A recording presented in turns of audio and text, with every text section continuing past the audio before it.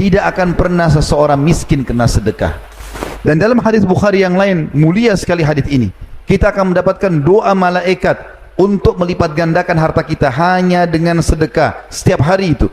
Teman-teman ambil pesan dari saya ini, demi Allah teman-teman, kalau antum atau anda tidak bersedekah, maka pada saat meninggal anda akan menyesal. Bismillahirrahmanirrahim. Lanjutkan bahasan kita dan kita akan masuk ke inti bahasan sebenarnya, yaitu manfaat atau apa yang kita dapatkan dari sedekah itu sendiri. Yang paling pertama teman-teman sekalian, sebelum kita masuk ke 9 poin manfaat daripada bersedekah, dan salah satunya adalah judul kita, kaya dengan bersedekah itu sendiri, dan kita sebutkan dalilnya insyaAllah. Kita perlu dulu menjelaskan hal yang mendasar sekali. Ada perbedaan antara zakat dengan sedekah. Kalau zakat, fungsi utamanya adalah pensucian harta. Kalau sedekah, untuk memperbanyak harta. Jadi beda fungsi. Zakat memiliki syarat-syarat. Syarat utamanya adalah haul, masa setahun. Dan teman-teman menentukan sendiri haul itu. Misalnya, sekarang menjelang Ramadan nih, teman-teman niatkan di masjid ini, haul saya Ramadan tahun lalu. Berarti Ramadan sekarang seperti kita tutup buku. Semua tabungan atau simpanan dan investasi dinilai. Kalau mencapai syarat kedua nisab, kadar minimal 85 gram emas, maka dikeluarkan 2,5%-nya. Berarti ada syarat haul 1 tahun, ada syarat nisab. Nisab itu batas minimal 85 gram emas, dan juga ada persentasenya 2,5%. Kalau zakat, kalau sedekah nggak ada.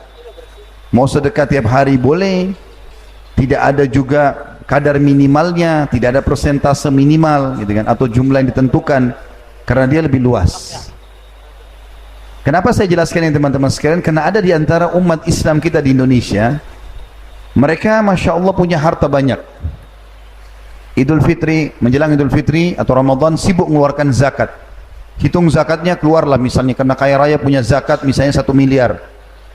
Tapi yang dia lakukan adalah dia tidak menghabiskan zakat itu di masa haulnya. Kalau haulnya Ramadan, yang paling afdal habiskan di Ramadan. Tapi banyak orang tidak, karena zakatnya besar, disimpan di rumah, dicicil dalam setahun, sehingga dia tidak sedekah lagi. Yang dia keluarkan hanya zakat, padahal beda fungsi ya. Makanya kita jalankan dua-duanya, zakat iya, sedekah iya. Baik, kita akan masuk teman-teman sekalian, manfaat dari sedekah itu sendiri. Yang paling pertama adalah dia berfungsi melipat gandakan harta dan sekaligus mensucikan jiwa juga.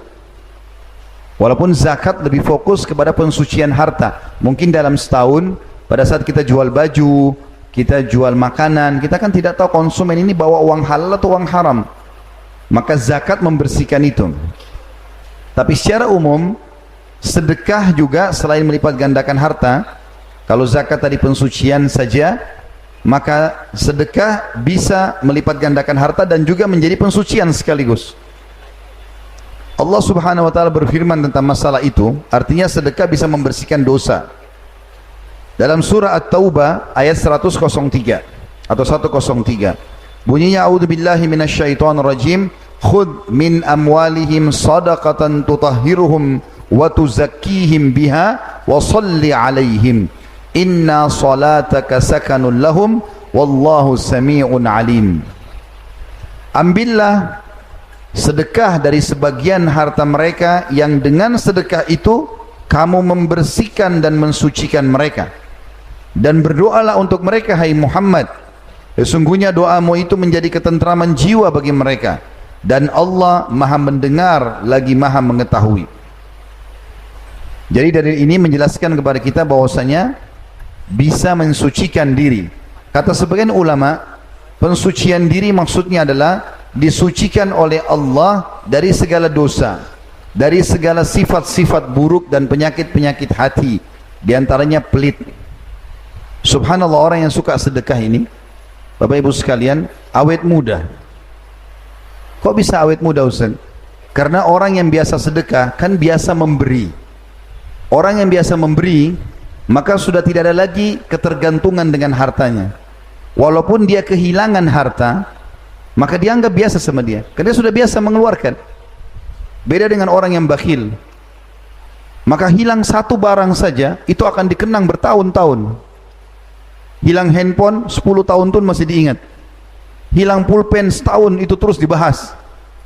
Orang kalau suka sedekah, hilang handphonenya, pembersihan dosa, beli baru, selesai. Awet muda dia. Yang kedua, teman-teman sekalian, sedekah ini adalah bukti ketundukan kepada Allah dan Rasulnya, bentuk keimanan. Dan terlalu banyak ayat yang menjelaskan tentang masalah sedekah ini. Kita akan menyebutkan misal, contoh ayat-ayat yang berhubungan dengan masalah jihad. Hampir semuanya ayat-ayat yang sekian banyak itu Allah mulai dengan bi amwalikum wa anfusikum. Jihadlah kalian dengan harta kalian, lalu jiwa kalian. Allah enggak mulai dengan jiwa, tapi mulai dengan harta. Dan itu dipraktikkan oleh baginda Nabi alaihi salatu wassalam. Nabi Muhammad SAW kalau mau kumandangkan jihad, beliau mengatakan jihad, sedekahlah. Sedekah duluan. Kumpulin di masjid. Ada yang bawa sedekah harta, ada yang membawa sedekah kurma, ada yang membawa ini dan itu segala macam.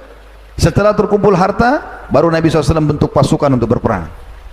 Dan Allah Subhanahu Wa Taala sering kali menghubungkan, teman-teman sekalian, ayat yang menyinggung masalah solat dengan sedekah, yang menandakan kedudukan sedekah ini tinggi sekali. Karena solat kita tahu adalah tiang agama. Seperti Allah sebutkan dalam surah Ibrahim ayat 31. A'udzubillahi minasyaitonir rajim.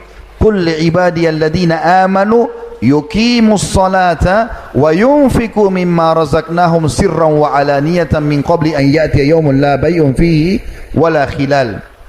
Katakan hai Muhammad kepada seluruh hamba-hambaku yang telah beriman. Apa pesan Tuhan buat kita? Allah SWT mengatakan, hendaklah mereka selalu mendirikan solat. Azan, absen diri. 1 hari 5 kali. Saya hadir ya Allah. Kemudian mereka menafkahkan sebagian rezeki yang kami berikan kepada mereka, baik secara sembunyi-sembunyi ataupun terang-terangan, sebelum datang hari kiamat, di mana pada hari itu tidak ada lagi jual beli dan tidak ada persahabatan. Teman-teman ambil pesan dari saya ini. Demi Allah teman-teman, kalau antum atau anda tidak bersedekah, maka pada saat meninggal anda akan menyesal. Andai dulu saya sedekahkan semua harta saya. Bukan berarti tidak boleh menabung. Menabung dalam Islam boleh-boleh saja. Tetapi para salafus saleh mempraktikkan, mereka sedekah. Dengan sedekah makin banyak keuntungannya. Abdurrahman ibn Auf radhiyallahu anhu terkenal orang kaya raya, sahabat Nabi yang masyhur. Selalu simbolnya salah satunya adalah kekayaannya. Dia pernah berpikir tentang hartanya yang banyak ini, mau diapakan harta ini. Dia takut hisab hari kiamat. Bagaimana caranya habiskan harta? Dibagi-bagiin sama semua orang, masih banyak. Sudah dibagi-bagi masih banyak. Bagaimana solusinya nih? Lalu dia cari tahu siapa di Madinah, karena rata-rata pedagang kurma semuanya, yang kebun kurmanya gagal panen tahun itu. Sengaja dia cari yang gagal panen. Mana yang gagal panen nih? Rupanya ada satu orang, satu kebun, ratusan pohon kurma gagal panen. Sekian ton banyak kurma. Nggak ada yang beli. Karena orang-orang Madinah, mereka semuanya banyak kurma. Jadi kalau kurma kering sedikit dianggap kualitasnya nggak bagus. Abdurrahman bawa hartanya, ditanya sama dia, kau mau jual kurmamu? Mau. Berapa? Sekian. Nggak pakai nawar, dibeli semua sama dia. Niatnya supaya hartanya udah sedekah buat kamu deh. Lalu kurma kering ini niat mau dibagi-bagi buat orang. Siapa yang mau ambil silakan, gratis. Yang penting hartanya habis disedekahin. Rupanya tidak ada yang mau ambil kurma, karena kurma kering. Dianggap kurma kurang bagus kualitasnya. Dan di Madinah orang bisa beli kurma banyak. Abdurrahman berpikir, harta sudah saya sedekahkan, tapi ada kurma kering tertinggal nih. Ya Allah, mudahkan nih, bagaimana solusinya? Subhanallah, baru 2 hari berlalu, ada utusan dari kepala suku di Yaman. Rupanya dengan hikmah Allah Subhanahu wa taala mereka tertimpa penyakit dan obatnya itu harus kurma kering. Cari di Madinah, Madinah tempat ada kurma. Siapa yang punya kurma kering? Enggak ada kecuali Abdurrahman. Maka utusan Yaman ini membeli double-double dari harga yang Abdurrahman sudah keluarkan. Allah datangkan rezekinya, subhanallah. Teman-teman sekalian, ayat Al-Quran mengingatkan kepada kita, tadi saya baca, segeralah mendirikan solat, sedekahkan, sebelum datang hari kau akan menyesal hari kiamat nanti. Juga dalam surah Al-Baqarah Allah Subhanahu wa taala berfirman, Al-Baqarah ayat 254, A'udzubillahi minasyaitonir rajim, ya ayyuhalladzina amanu, hai orang-orang beriman, yang beriman yang dipanggil, anfiku mimma razaqnakum min qabli an ya'tiya yaumun la bay'un fihi wala khullatun wala syafa'ah wal kafiruna humudz zalimun. Hai orang-orang beriman, segera sedekahkan, belanjakan, infakkan hartamu, infakkan atau sedekahkan sebagian dari rezeki yang kami berikan kepadamu sebelum datang hari yang pada hari itu tidak ada lagi jual beli dan tidak ada lagi syafaat. Tidak bisa lagi orang minta tolong, tidak ada lagi negosiasi, tidak ada negosiasi di sini. Dan orang-orang kafir, mereka lah orang-orang yang zalim. Juga dalam surah Al-Munafiqun ayat 10 yang menjelaskan tentang menyesalnya orang nanti kalau lihat kematian dan tidak sempat bersedekah.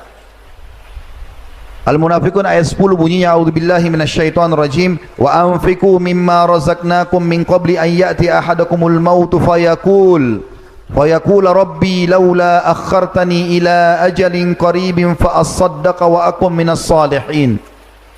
Dan belanjakanlah sebagian dari apa yang kami berikan kepadamu sebelum datang kematian kepada salah seorang di antara kamu. Lalu dia berkata, pada saat lihat malaikat maut, baru dia berkata, ya Rabbku, mengapa engkau tidak menangguhkan kematianku sampai waktu yang dekat yang menyebabkan aku dapat bersedekah dan aku termasuk orang-orang saleh. Jadi subhanallah, salah satu yang membuat penyesalan yang mendalam bagi orang mati, kenapa enggak sempat sedekah. Ini yang kedua. Yang ketiga, manfaat daripada sedekah. Seorang mukmin akan dilindungi oleh sedekahnya pada hari kiamat di mahsyar. Perlu kita gambarkan dulu teman-teman sekalian, nanti ada hari kebangkitan. Salah satu rukun iman kita yang kelima, iman kepada hari kiamat. Rentetannya adalah paketnya dari kematian, prosesi kematian, ketemu dengan malaikat maut, dicabut terus segala macam, masuk di kuburan, kehidupan alam barzah, taman dari taman surga kalau orang beriman, atau lubang dari lubang neraka kalau orang kafir atau fasik. Kemudian hari kebangkitan, Allah SWT bangkitkan kita sebagaimana sabda Nabi SAW, Allah akan turunkan hujan dan akan menimpa tulang-tulang ekor kalian sehingga kalian tumbuh seperti tumbuhnya tanam-tanaman atau sayur-sayuran. Lalu ada hisab, timbangan amal, baik atau buruk. Kalau baik dia selamat, kalau buruk maka dia akan dihukum, lalu surga dan neraka. Paketnya hari kiamat. Nah di mahsyar nanti teman-teman, kita semuanya akan berdiri di mahsyar dan itu sangat panas. Karena kata Nabi SAW bahwasanya pada saat itu matahari akan berjarak 1 mil saja. 1 mil. Kalau kita hitung 1 mil itu ukuran yang kita pakai sekarang, mungkin 1,5 kilometer atau lebih sedikit jaraknya. Sekarang kan jutaan kilometer jaraknya. Sudah panasnya luar biasa. Apalagi hari-hari sekarang kita bisa rasakan cuaca yang panas.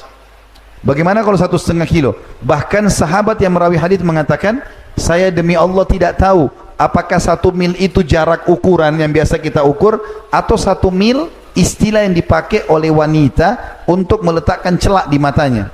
Jadi biasa kalau perempuan mau pakai celak, kan ada kayunya ya, ada alatnya itu, dicelupin di celaknya, kemudian dekatkan dengan bulu matanya.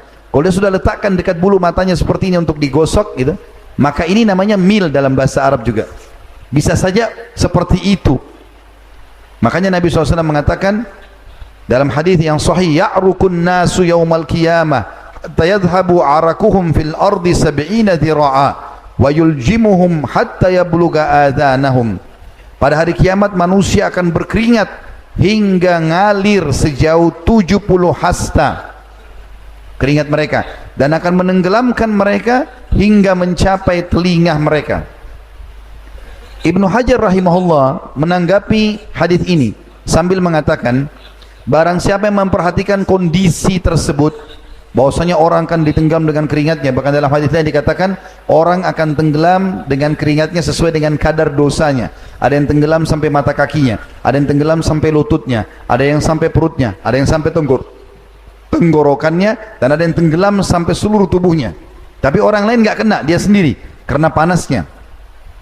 Kata Ibnu Hajar rahimahullah, barang siapa yang memperhatikan kondisi tersebut, niscaya ia akan mengetahui betapa besarnya goncangan pada hari itu, di mana neraka mengelilingi tanah padang mahsyar dan matahari didekatkan sekitar 1 mil jaraknya dari kepala manusia. Maka bagaimana kondisi panasnya bumi pada saat itu? Dan keringat mereka akan mengalir pada padang Sahara hingga mencapai 70 hasta, ya. Berarti sekitar 30 meter dalamnya. Padahal setiap manusia tidaklah menempati sebuah tempat sebatas tanah yang dia pijak saja. Dan bagaimana kondisi manusia pada saat itu dengan keringat dan peluh mereka, padahal mereka berbeda-beda kadar peluhnya, belum asin, belum bau, segala macam. Sesungguhnya hal itu adalah suatu perkara yang membuat akal berkesima, dan manusia sangat membutuhkan naungan pada saat itu. Oleh karena itu perlu kita renungi hadis Uqbah bin Amir radhiyallahu anhu. Setelah tahu keadaan mahsyar begitu, Uqbah bin Amir meriwayatkan sebuah hadis radhiyallahu anhu bahwasanya Nabi SAW bersabda, kullu mri'in fi dhilli sadaqatihi hatta yufsala bainan nas, au qala hatta yuhkamu atau yuhkama bainan nas. Setiap orang pada hari kiamat nanti di mahsyar, di mana sangat panas, orang tenggelam dengan keringatnya sendiri, di bawah naungan sedekahnya hingga manusia diadili oleh Allah Subhanahu wa taala. Dan Nabi SAW mengatakan, atau dalam riwayat lain, hingga keputusan di antara manusia ditetapkan dalam pengadilan Allah. Abul Khair berkata, seorang perawi hadis, tidaklah suatu hari dilewati melainkan dia bersedekah, atau dikatakan tentang Abul Khair bahwasanya tidak ada lewat sehari kecuali dia bersedekah, walaupun hanya dengan sepotong roti, kue, ataupun sebutir bawang, karena takutnya nanti jangan sampai sedekahnya tidak menolongnya di mahsyar. Juga bagi orang yang suka bersedekah, Allah Subhanahu wa taala memudahkan Rasulnya Muhammad SAW menyampaikan kepada kita ada 7 golongan yang akan dinaungi oleh Allah di hari kiamat, di mana tidak ada naungan kecuali naungan Allah, tidak kena panas, tidak tenggelam dengan keringat. Dari 7 ini salah satunya adalah warajulun tasaddaqa bisadaqatin fa akhfaha hatta la ta'lama shimalu wa tunfiqu yaminu. Seseorang yang sibuk bersedekah dengan tangan kanannya sampai-sampai tangan kirinya tidak tahu apa yang dikeluarkan oleh tangan kanannya. Saya teman-teman sekalian, yang keempat, manfaat dari sedekah. Sedekah itu akan menghindarkan dari musibah dan menjauhkan dari kematian buruk atau su'ul khatimah. Di dalam hadis diriwayatkan oleh Abu Umamah radhiyallahu anhu bahwasanya baginda Nabi SAW bersabda, "Sana'iul ma'ruf taqiyu masari'as su' wa sadaqatus sir tudfi'u ghadabar rabb wa silatur rahim tazidu fil umur." Artinya, perbuatan-perbuatan baik, ketaatan-ketaatan kepada Allah akan menghindarkan diri dari pintu-pintu keburukan, musibah, cobaan. Semua orang, kata ulama hadis, yang rutin bersedekah, setiap ada cobaannya tertepis atau dia jadi mudah melewatinya. Sedekah yang tersembunyi itu bisa meredam amarahnya Rabb.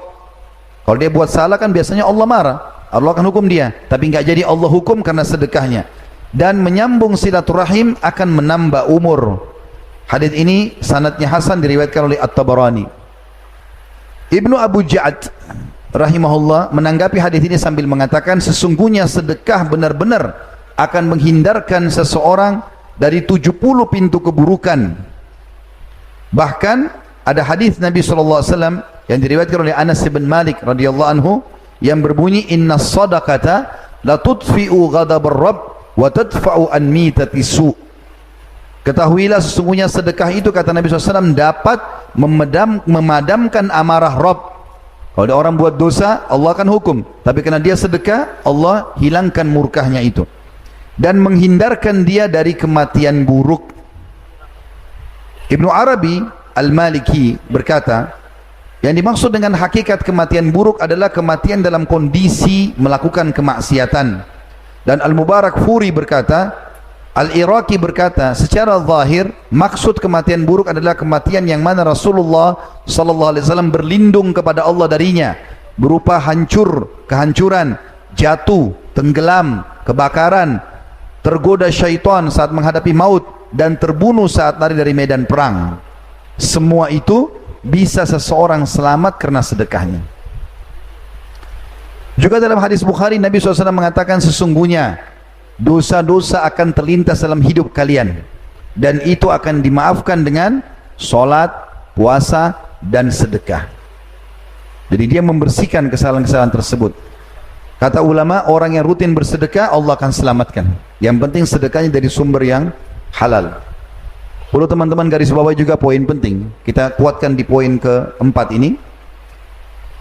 Sedekah yang paling afdal adalah sedekah yang sumbernya benar, halal, dikeluarkan di jalan yang benar. Antum kerja, dagang, halal, modalnya halal, produknya halal, sistemnya halal, dikeluarkan, sumbang untuk masjid, rumah anak yatim, bakti orang tua, jamu tamu, itu yang paling afdal.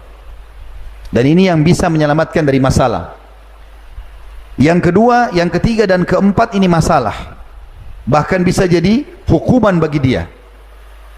Yang kedua, ini yang bisa masalah, adalah sumbernya halal, jelas dia halal, dagangnya, modalnya, segala macam, gajinya sebagai pegawai halal, tapi dikeluarkan ke yang haram, dipakai berzina, dipakai menipu, dipakai ini dan itu. Ini bisa berbahaya bagi dia, tidak ada manfaatnya, tidak dapat manfaat tadi. Yang ketiga juga sama buruk, sumbernya halal, sumbernya haram, tapi dikeluarkan pada yang halal. Misal hasil korupsi, pencurian, manipulasi, mencuri, ya, kemudian dikeluarkan untuk haji dan umroh, nggak diterima.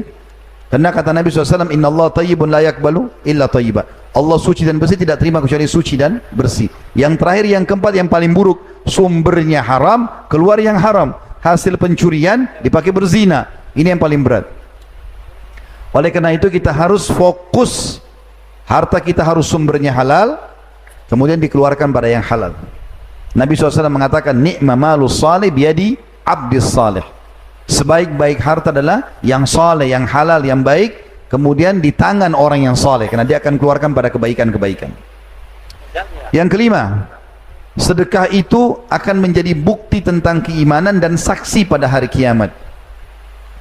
Disebutkan dalam sebuah hadis Nabi SAW, dan hadis ini diriwayatkan oleh Imam Muslim, at-tuhuru syatrul iman, walhamdulillahi tamla'ul mizan, wa subhanallahi walhamdulillahi tamla'ani atau tamla'u ma bainas samawati wal ard, wassalatu nur, wassadaqatu burhan, wassabru diya, wal qur'anun hujjatun laka aw alaik, kullun nasi yakdu fabayu nafsahu famu'tikuha aw mubikuha. Terjemahannya, bersuci itu bagian daripada iman. Maaf cebok, dari buang air besar, buang air kecil, bersuci dari badan, pakaian, tempat, disunnahkan oleh Nabi SAW, bahkan itu adalah bagian daripada keimanan. Mandi wajib dari junub, mandi Jumat bagi laki-laki, kemudian mandi haid dan nifas bagi perempuan, itu bagian daripada keimanan. Alhamdulillah yang sering diucapkan akan memenuhi dan memberatkan timbangan. Subhanallah walhamdulillah, kalau ditambah dengan alhamdulillah, digabungkan dengan subhanallah, maka akan memenuhi pahalanya antara langit dan bumi. Seringnya orang mengucapkan subhanallah alhamdulillah, gitu kan. Kemudian salat itu akan menjadi cahaya, sedekah itu akan menjadi bukti dan saksi pada hari kiamat. Sabar itu pelita hidup, sedangkan Al-Quran itu adalah hujjah untuk memberimu pahala kalau kau baca dan amalkan, dan hujjah akan menghukummu apabila kau mengabaikannya. Ingatlah kata Nabi SAW, setiap manusia berusaha dan menjual dirinya, maka di antara mereka ada yang membebaskan dengan kebaikan dan ada yang menghancurkan dengan kemaksiatan. Saksi bahasan kita, as-sadaqatu burhan. Sedekah itu adalah bukti nyata tentang keimanan dan akan jadi saksi pada hari kiamat. An-Nawawi berkata rahimahullah menanggapi hadis ini, bahwa sedekah itu hujjah atau argumentasi yang sangat kuat untuk menyelamatkan diri dan dalil atas keimanan pelakunya, karena seorang munafik tidak akan melakukannya karena ia tidak meyakininya. Lalu barang siapa yang bersedekah maka dapat diambil sebagai bukti keimanannya. Yang keenam, sedekah itu adalah tebusan untuk menyelamatkan seseorang dari api neraka. Beranjak daripada sebuah riwayat yang sahih bahwasanya Nabi SAW bersabda, Nabi Yahya alaihissalam pernah berkata kepada kaumnya, wa amurukum bis sadaqah, aku perintahkan kalian untuk bersedekah, rutinkan dan jangan perhitungan dalam masalah itu. Fa inna masala dzalika kamathali rajulin asarahul adu fa awsaku yadahu ila unukihi wa qaddamuhu liyadribu unuqah. Karena perumpamaan seseorang nanti hari kiamat seperti orang yang sedang ditawan oleh musuh, lalu tangannya, kedua tangannya dibelenggu di lehernya dan mereka membawanya untuk dipenggal lehernya. Faqal ana afdihi minkum bil qalili wal katsir fafada nafsahu minhum. Lalu kemudian dia berkata, aku akan menebus kalian dengan harta-hartaku ini. Lalu kemudian dia terus menebus hartanya atau dirinya sampai Allah selamatkan dia. Dan ini sebuah keutamaan tersendiri karena Allah Subhanahu wa taala menyelamatkan dia. Riwayat ini diriwayatkan Tirmidzi dan dikatakan sanadnya hasan. Ibnu Qayyim berkata rahimahullah menanggapi hadis ini, hal ini juga merupakan perkataan yang mana burhannya, bukti nyatanya adalah keberadaannya dan dalilnya, maksudnya orang kalau lakukan itu bukti tentang keberadaannya dan dalilnya adalah kejadiannya, karena sedekah itu memiliki pengaruh yang menakjubkan dalam hal menolak berbagai macam bencana walaupun dari seorang yang jahat atau seseorang yang berbuat zalim, bahkan dari seorang kafir, karena Allah Ta'ala akan menolak darinya berbagai macam bencana dengan sedekah. Hal ini adalah suatu perkara yang telah dimaklumi di antara manusia, baik yang terpelajar maupun yang tidak terpelajar. Ini perkataan Ibnu Qayyim rahimahullah, diambil dari sebuah buku namanya Al-Wabil As-Sayyib di jilid 1 halaman 49. Selanjutnya teman-teman sekalian, yang ketujuh ya, Allah Subhanahu wa taala akan mengganti sedekah itu. Dan ini yang menjadi inti bahasan kita tadi, judulnya kaya dengan bersedekah. Allah berfirman teman-teman sekalian berhubungan dengan masalah Allah akan mengganti itu. Di dalam firman-Nya surah Saba ayat 39, A'udzubillahi minasyaitonir rajim. Qul inna rabbi yabsutur rizqa liman yasha'u min ibadihi wa yaqdiru lah. Wa ma anfaqtum min syai'in fahuwa yukhlifu wa huwa khairur raziqin.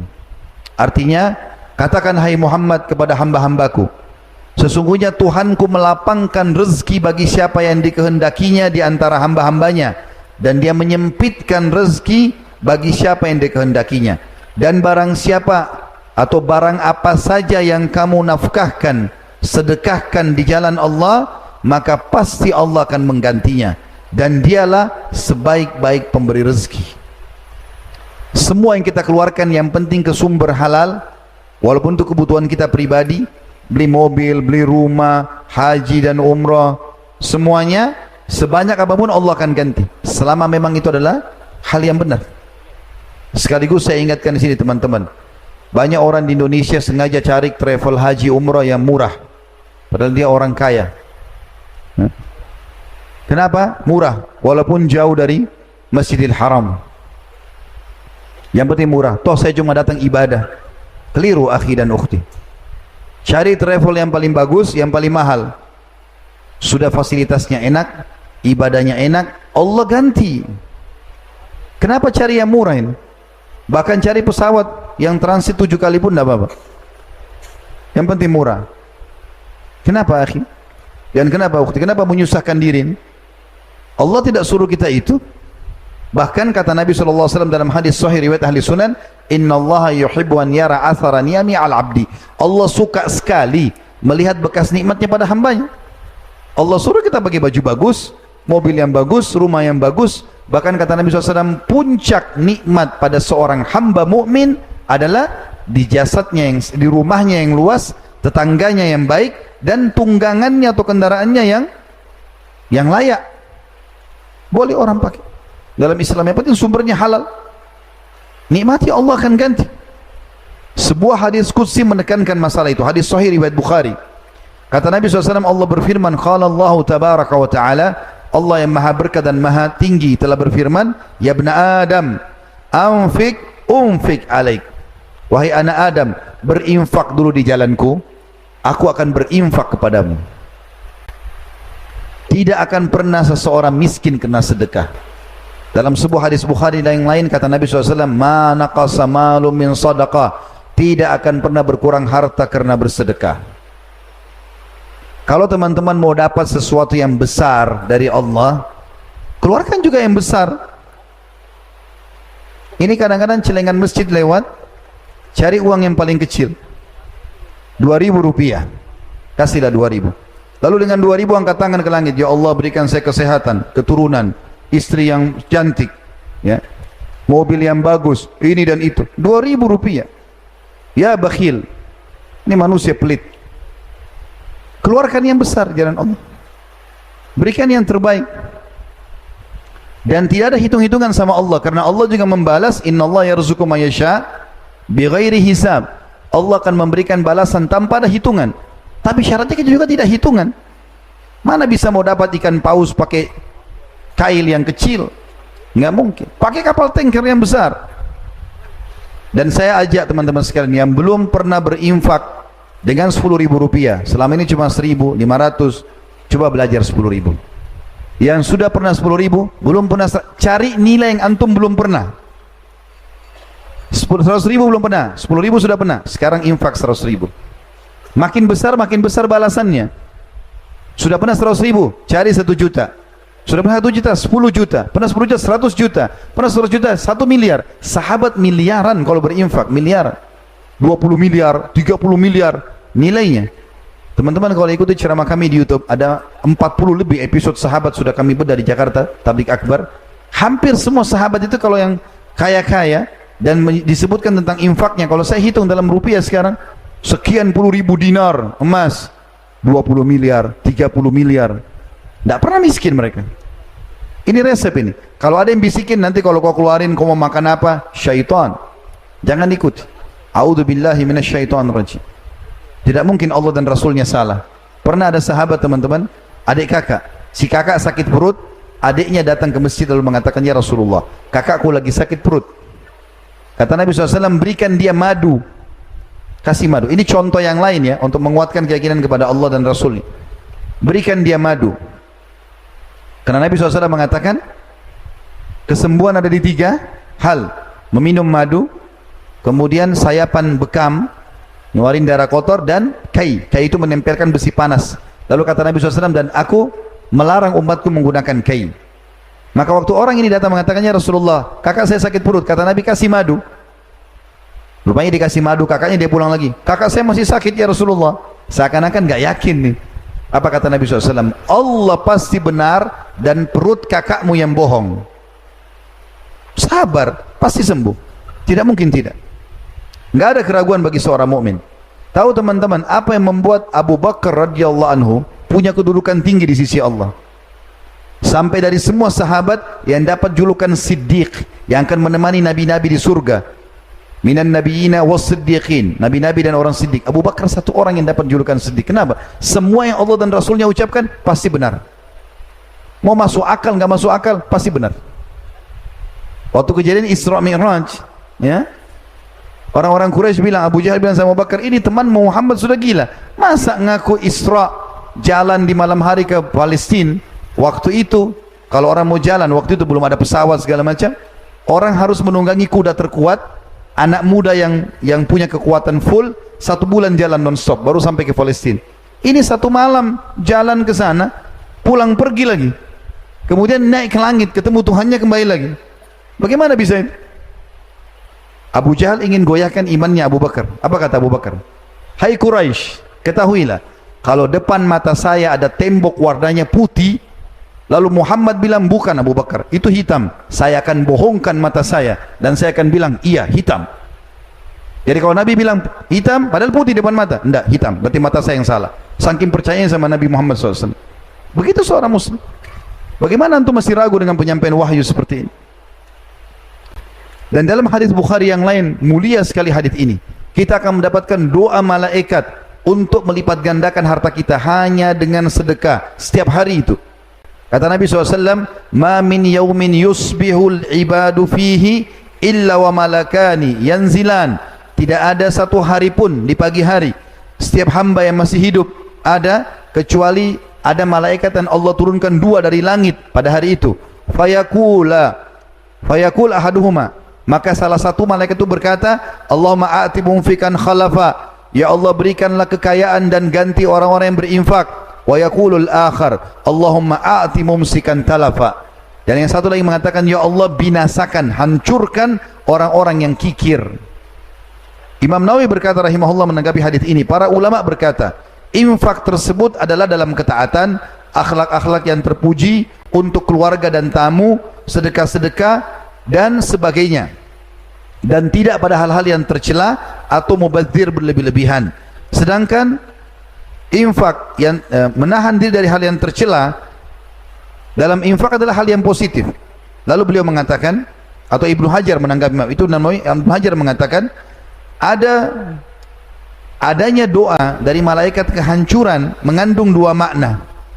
Tadi kan malaikat yang satu mengatakan, ya Allah, gantikan dan luaskan rezeki orang yang berinfak. Yang satu mengatakan, binasakan dan hancurkan orang yang kikir. Kata Imam Ibnu Hajar rahimahullah, mengandung dua makna Allah hancurkan di sini. Yang pertama, dihancurkan hartanya sendiri. Yang kedua, dihancurkan jiwanya. Artinya Allah buat dia sakit, buat masalah segala macam karena tidak pernah berinfak itu. Ini resep yang sangat luar biasa, teman-teman sekalian. Yang kedelapan, tentu tinggal dua saja. Yang kedelapan adalah sedekah itu termasuk yang tidak akan pernah terputus setelah meninggal orang. Hadis yang masyhur yang sudah kita tahu sama-sama. Hadis ini diriwayatkan oleh Imam Muslim. Idza mata ibnu Adam inqata 'amaluhu illa min thalath. Kalau anak Adam meninggal dunia, terputus sumber pahalanya kecuali dari tiga sumber yang pasti. Lalu Nabi SAW sebutkan yang pertama, shadaqatun jariyah, sedekah yang dikeluarkan yang terus bermanfaat, wakaf tanah, bangunan masjid, rumah anak yatim, Al-Quran yang dibaca, segala macam, jalan, jembatan, itu semuanya. Au ilmin yuntafa'u bih, atau ilmu yang bermanfaat yang disebarkan. Aw waladin salihin yad'ulah, atau anak saleh yang mendoakan dia. Kata para ulama, perhatikanlah baik-baik wahai saudaraku dari hadis ini. Ternyata Nabi SAW menyebutkan yang paling pertama membuat selalu pahala kita bertambah setelah kita meninggal adalah sedekah. Jangan pernah mengkhayal ahli waris akan sedekah buat kita. Mungkin ada kalau kita wasiatkan, tapi berapa banyak? Tidak akan sama kalau kita yang sedekahkan. Ada kisah nyata di Saudi, teman-teman, terjadi. Ini kisah nyata dinukil oleh seorang dokter bernama Muhammad. Beliau dosen di Ummul Qura, dan beliau pernah berkata tentang kisah ini. Saya dengar ceramahnya dan saya nukil kepada Bapak Ibu sekalian. Maka beliau mengatakan ada satu orang kejadian di Saudi, orang kaya raya, luar biasa kayanya, triliunan mungkin hartanya, banyak, maaf, miliaran. Kalau saya tidak salah dia tinggalkan harta waktu itu, kalau kita hitung rupiah, 600 miliar. Dia meninggal, tapi tidak ada istri, nggak ada anak. Saking cintanya sama harta, nggak mau takut istrinya nanti ambil hartanya pun, nggak menikah. Dia meninggal tiba-tiba, subhanallah, tinggalkan sekian banyak hotel, banyak peninggalan harta. Dan tidak ada kerabatnya, dicari tahu, nggak ada kerabatnya. Waktu dia meninggal, nggak ada yang urus jenazahnya. Pemerintah yang ambil urus jenazahnya sampai dimakamkan, cari tahu mana keluarganya ini. Sampai pengadilan agama di Saudi mengambil alih hartanya itu, disimpan dulu. Telusuri, mana keluarganya ini. Sampai ditemukan ada 3 orang yang mungkin bisa kena ahli warisnya, karena orang-orang dekatnya nggak ada, saudaranya sudah nggak ada, orang tuanya nggak ada semua. Yang jauh ada sepupu-sepupu jauhnya. Dapat 3 orang ini, panggil di pengadilan. 3 ini kebetulan orang susah. Lalu kemudian hakimnya mengatakan, apakah kalian tahu kenapa saya panggil ke sini? Kata tiga-tiganya, kami tidak tahu. Mereka takut jangan sampai ada pelanggaran nih, mau dipenjara, mau apa gitu kan. Lalu kata hakimnya, apakah kalian tahu si fulan? Disebut namanya si mayit ini. Mereka bilang, iya, ada hubungan kerabat dengan kami. Tetapi kami tidak banyak kenal dia, karena setiap kali kami undang dia tidak datang.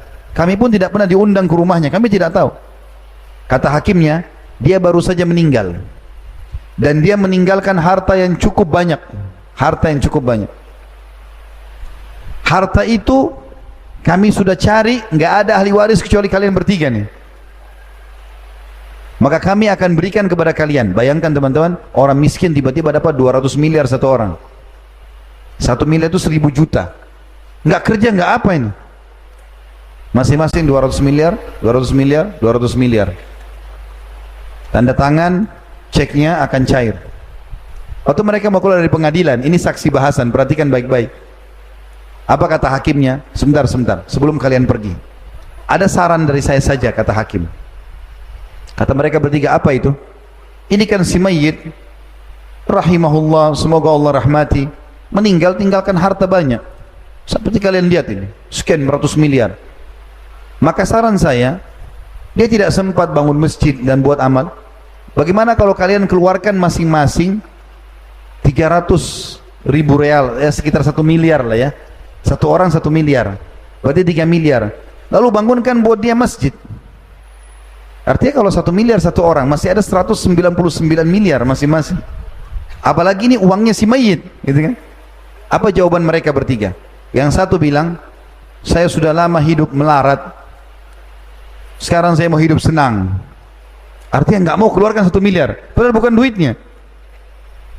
Yang satu lagi bilang, saya punya utang banyak, saya mau bayar utang saya.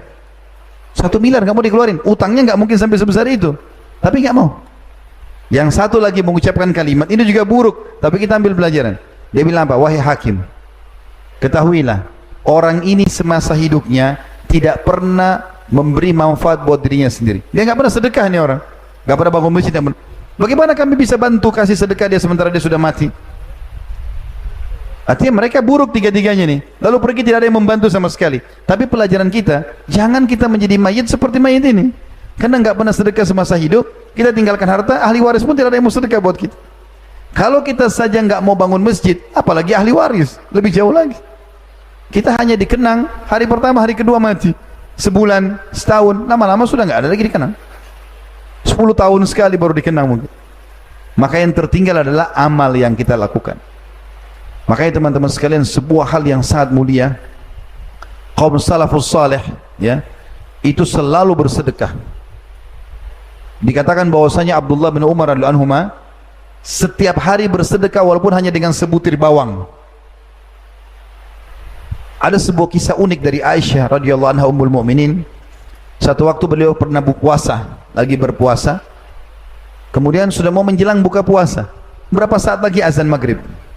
Dia tanya pembantunya di rumah, ada makanan enggak? Kata pembantunya, tinggal roti ini, ada roti 1.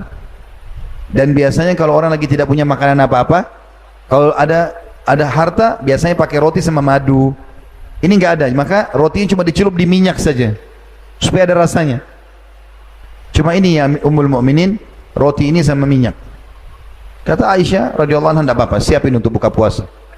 Menjelang berapa saat mau buka puasa nih, bayangkan tidak ada makanan, tidak ada apa-apa di rumah. Lalu kemudian ada orang ketuk-ketuk pintu rumah Aisyah radhiyallahu anha. Diketuk-ketuk. Setelah ketuk teman-teman sekalian, dibuka oleh pembantunya Aisyah. Banyak orang miskin minta makanan. Maka kemudian pembantu ini bilang, Ummul Mukminin, ada orang miskin minta. Kata Aisyah, kasih roti itu. Jangan potong-potong, kasih semua. Tapi kita tidak ada untuk buka puasa, kasih saja. Tidak usah khawatir. Dengan zat yang tidak akan pernah mati selamanya, Allah SWT. Kasih aja, dikasih sama pembantu tersebut. Subhanallah, orang miskin itu dikasih, baru berapa langkah dia jalan, belum hilang bayangannya, masih ada. Ada satu masyarakat Madinah ngirim ke rumah Aisyah, karena tahu Aisyah puasa, 1 ekor kambing, pakai za'faran, wangi-wangian, roti gandum, nampan besar, bisa 20 orang makan. Kirim, ketuk rumah. Baru ini, baru hitungan detik, diketuk, dibuka sama pembantunya Aisyah. Kenapa? Ini ada makanan buat buka puasanya Ummul Mukminin. Maka pembantu itu bilang, Amirul Mukminin ada makanan. Alhamdulillah, datangkanlah. Terima kasih, jazakallahu khair, pergilah orang itu. Lalu makanlah buka puasa mereka berdua. Setelah kenyang, masih banyak ini untuk 20 orang. Kata Aisyah sambil senyum, lihatlah, sesungguhnya kambing ini lebih baik daripada rotimu tadi. Allah akan balas, teman-teman sekalian. Tidak usah khawatir. Bahkan Allah SWT mengatakan dalam Al-Quran, A'udzubillahi minasyaitonirrajim, man ja'a bil hasanati falahu asyru amthaliha. Siapa yang melakukan satu perbuatan baik, maka pasti Allah akan balas dengan 10 kali lipat, minimal itu, minimal. Utsman bin Affan radhiyallahu anhu pernah satu kali, teman-teman sekalian, dia lihat orang-orang Yahudi sama orang-orang munafik di Madinah ingin mengganggu umat Islam. Apa yang mereka lakukan?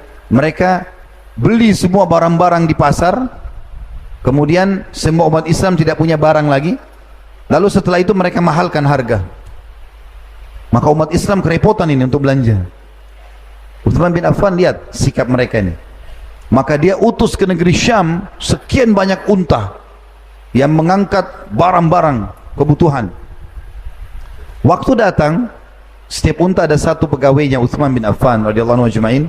Waktu datang di pinggir kota Madinah, orang-orang munafik sama orang-orang Yahudi ini dengar kalau ada barang dagangan masuk nih. Mereka mau transaksi di pinggir kota Madinah, pintu gerbang, jangan masuk.